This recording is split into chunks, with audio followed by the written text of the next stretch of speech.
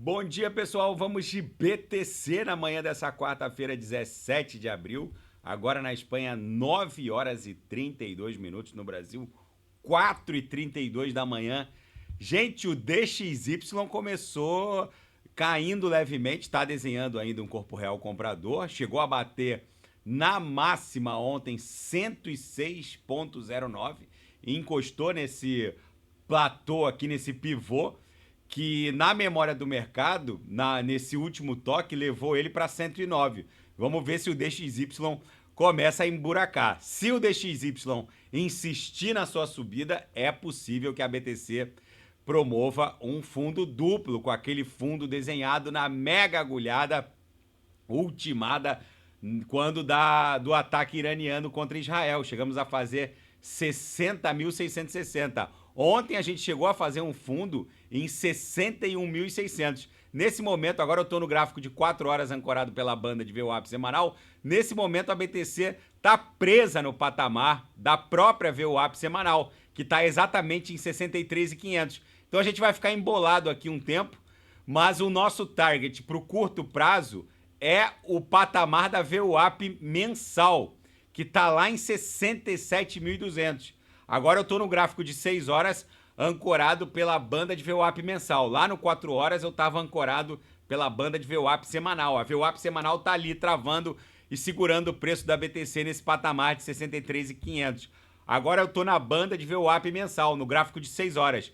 Claramente a BTC está desenhando uma cunha aqui no 6 horas e eu ouso afirmar aos senhores que isso aqui vai acabar explodindo em direção à VWAP mensal, que, a exemplo da VWAP semanal, também exerce uma força gravitacional sugando o preço em direção a ela. Então, o nosso target no curto prazo é 67.200, 67.300, que é o patamar da VWAP mensal. Apesar dos cavaleiros do Apocalipse ostentarem uma certeza bíblica no sentido de que a BTC vai para 52, depois para 45, mas não vai. O DXY não tem mais para onde subir. Isso aqui vai emburacar. Muita gente vai acabar voltando para o mundo cripto pagando pedágio para a galera. Claramente isso aqui é uma onda 4. Agora vamos pular para o gráfico diário. Claramente isso aqui é uma onda 4, na verdade é uma bandeira de alta, o mastro está muito bem delineado, a bandeira está igualmente delineada, a gente está engolfando forte o corpo real vendedor de hoje, está fortemente abraçado pelo de ontem, depois de 1, 2, 3, 4, 5, 6 corpos reais vendedores, está mais do que na hora da BTC entregar uma sequência de corpos reais compradores. O RSI estocástico ficou no limbo e agora está ameaçando aqui voltar para os quadrantes mais tópicos da métrica. Muita gente boa desembarcou no desespero nas últimas horas do mundo cripto e eu ouso afirmar que esse pessoal vai voltar pagando pedágio para a galera. Tem gente que desembarcou da Solana a 132, 133, já está 140. Tem gente que vai voltar pagando 55, 60 dólares por AVAX, porque ficou com medinho quando ela perdeu 30 dólares. Ou seja, segue o game, esse procedimento de desembarque e reembarque é o que destrói o patrimônio cripto do sujeito. Na seara fática, os hackers norte-coreanos agora usam o protocolo Railgun. A empresa de análise on-chain ZekXBT fez uma varredura na blockchain e descobriu que os integrantes do grupo de hackers norte-coreano, conhecido como Grupo Lazarus, promoveu o mix, a mistura de 63,5 milhões de dólares através da Bridge Harmony Bridge e, por meio do protocolo Railgun, transferiu uma série de criptoativos, principalmente ETHs, para diversas outras blockchains usando esse protocolo cross-chain, num total de 41 mil ETHs. Enfim, é bem provável que agora, com o uso do Railgun, o Railgun agora acabe sendo alvo dos reguladores norte-americanos. E a SEC tem chances muito baixas de vencer a sua investida contra a Uniswap. Advogados, analistas, todos dão conta de que a Uniswap não negocia, não intermedia. A Uniswap, ela simplesmente criou um ambiente onde qualquer um pode criar LP tokens, qualquer um pode criar pools de liquidez em favor de qualquer token contra qualquer outro token. Ou seja, a Uniswap, em termos simples, ela simplesmente oferta o terreno para que o sujeito monte a sua barraquinha e venda o que quiser.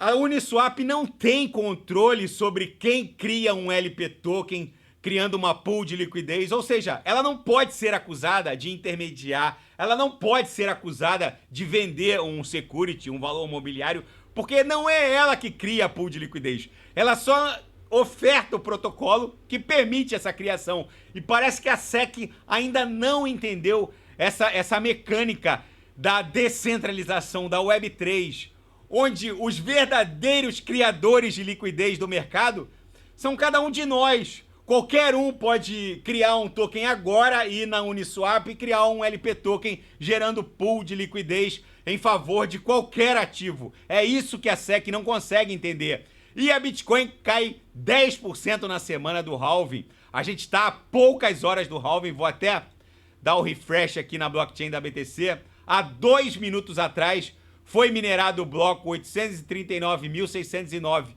Quando bater 840 mil, os rewards de mineração, que estão em torno de 6 BTCs por bloco, vão desabar para 3 BTCs por bloco, em torno de 3 BTCs por bloco. Vocês vejam que de vez em quando bate 7, de vez em quando bate 6 e pouquinho, mas fica em torno de 6 BTCs por bloco. Isso aqui vai cair para 3 BTCs por bloco. Às vezes vai bater 3,20, 3,60, às vezes vai bater 3, mas vai ficar em torno de 3.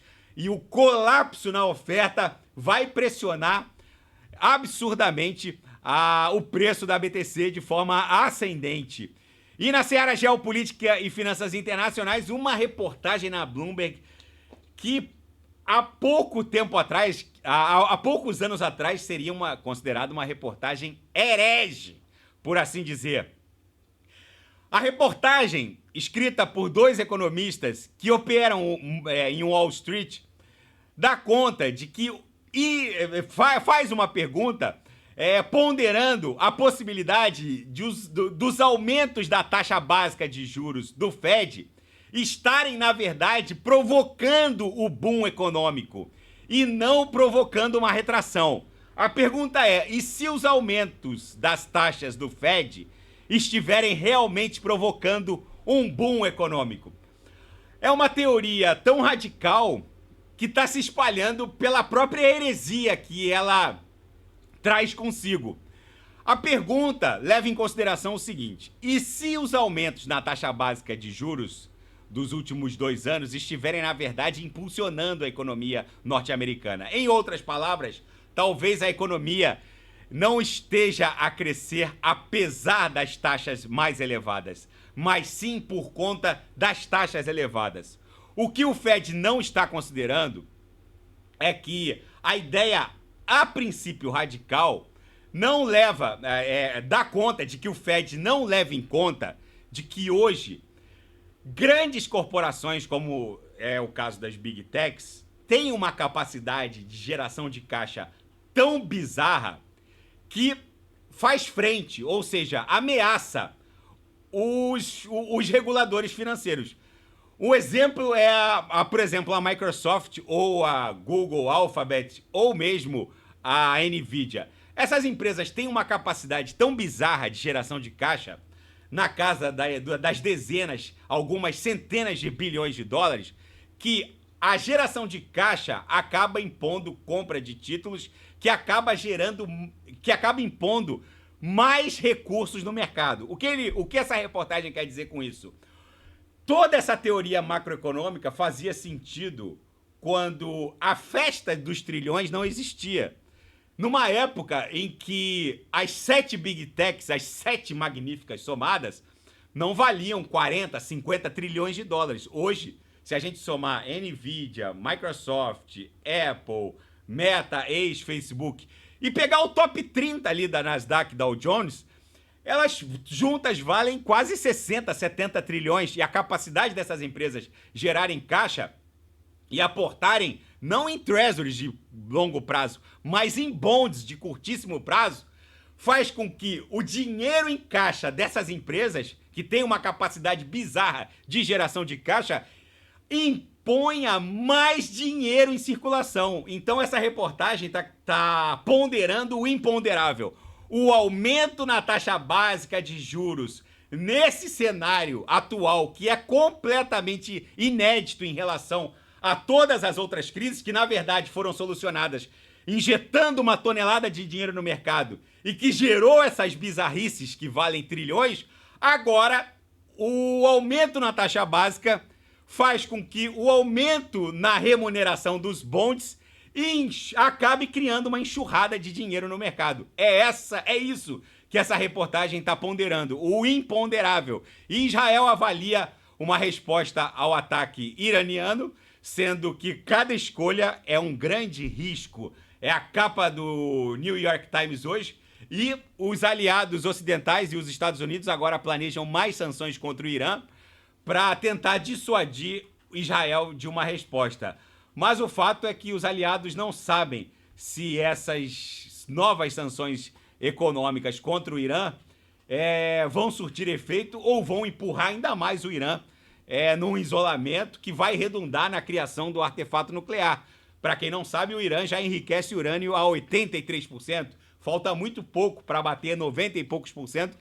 E fazer com que, e se eles fizerem isso, conseguirem enriquecer urânio a 90 e tantos por cento, eles conseguem construir o artefato nuclear, uma ogiva nuclear. Então fica no radar a possibilidade de Israel atacar o Irã numa dessas instalações para evitar que no médio prazo, em 7, 8 anos, eles consigam produzir o artefato nuclear. Tudo está no radar, mas também tudo está dentro de um espectro de incerteza. A BTC segue acumulando, com certeza o mercado não vai ficar parado esperando uma reação que ninguém sabe quando vai acontecer por parte de Israel. O fato é que a nossa onda 4 segue vigente. Se o DXY tombar, e deve tombar, porque está testando uma resistência que na memória do mercado impôs um dump de 100, a última vez que bateu 106, desabou para 109. Então se isso aqui desabar para 109, com certeza a BTC explodiria numa onda 5 aqui no semanal e também no diário em direção a 100 mil dólares. Daqui a pouco eu volto, vou fazer ETH, Binance Coin, Polkadot Kusama. Quem quiser sugerir, é só colocar nas mensagens abaixo. Grande abraço, até daqui a pouco.